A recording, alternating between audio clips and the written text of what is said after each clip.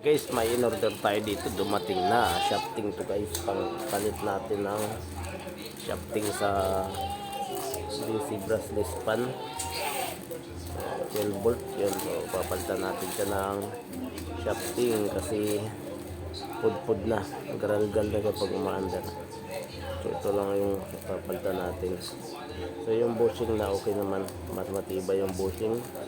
Hindi siya napudpud. Yung napudpud yung shafting. Kaya magpapalit tayo ngayon. Ito yung nakita kong kapalit. Halos kasukat lang naman siya. Bali 165 mm to. Pero yung original na talaga doon sa brushless motor ay 160. So halos okay na rin naman. So wala pala siyang butas. So ano pala siya. Ayan, half moon pala to. Para kung may butas para sa pin. So ito subukan kong ikabit kung okay kakasya. So update ko na lang kayo guys. Okay, nakabit ko muna.